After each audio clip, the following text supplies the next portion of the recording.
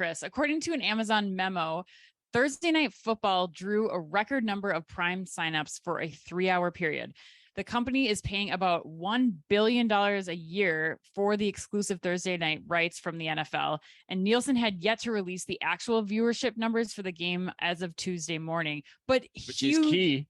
Yes. Amazon already knows. Yes, exactly. Exactly. But Chris, tell me a little bit about what your thoughts are here, because you and I were both like, oh, wow, this is a big deal. Yeah, for sure. We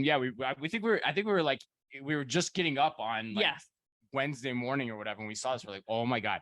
But anyway, I think it's massive. I mean, I kind of talked about it. You can probably tell from the way I said that statement about Nielsen, but I think for me, there's a few important points. One, the NFL is a great get. Yep. You're getting new customers, new subscribers. It goes right at Walmart too, which is all over the NFL. Every Sunday, Walmart's ads are all over the NFL, which I'm going to talk about in a second too. But secondly, I think it shows the power of the data that Amazon will have for its media network via streaming service. And that puts Nielsen on notice, which is what I alluded to. And long term, I think it puts a ton of pressure on Nielsen's service platform, depending on how this this streaming landscape evolves. Yes. Like, do we start watching just all of our television through all of our live events through streaming services? Yes. That day could come very soon. Yeah. And Amazon knows who's watching, and that's key. And they know what items they're purchasing, and they can trace it all back. You know, they know how long they've watched, what they're watching, what products they saw during the broadcast. But lastly, the other point I make, grocery is huge as an advertising vehicle for the Sunday. I don't watch a lot of NFL. Live football, so I don't know that. But yeah, that was enlightening. Most of the ads are all grocery. I mean, grocery and car commercials and like insurance commercials too, or like whatever. But like, grocery is heavily part of the Sunday experience.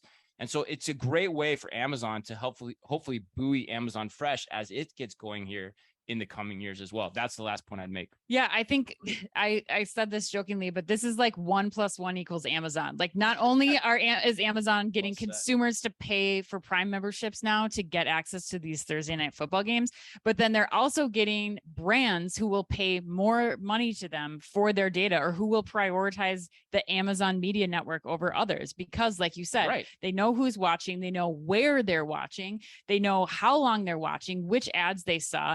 Like, information that has never been available to this level of detail. Now, then you start to add in too that customers can purchase within the app directly from Amazon with one click. Like, that's huge. And there's a person this morning from the partnership group at Grocery Shop who said that the only thing growing, Katie Carlin, yes. The only thing growing faster than retail media networks is connected TV. And I thought that was that took me, I was taken aback by that a little bit, because that shocked me. And now you think about Amazon having control of all this and being able to offer this, like, just another major revenue stream for Amazon. I said this to you during that presentation too, I was like, oh my God, because we were watching Albertsons talk about the retail media net, Pepsi talk about retail media networks all on stage at one time. I was like, Amazon is playing like the graduate level game on this already. Oh my God, and they have been for the past 5 years, where the industry is just now catching up. So a lot to watch there. Kudos to Amazon for continuing to kick some butt in this space.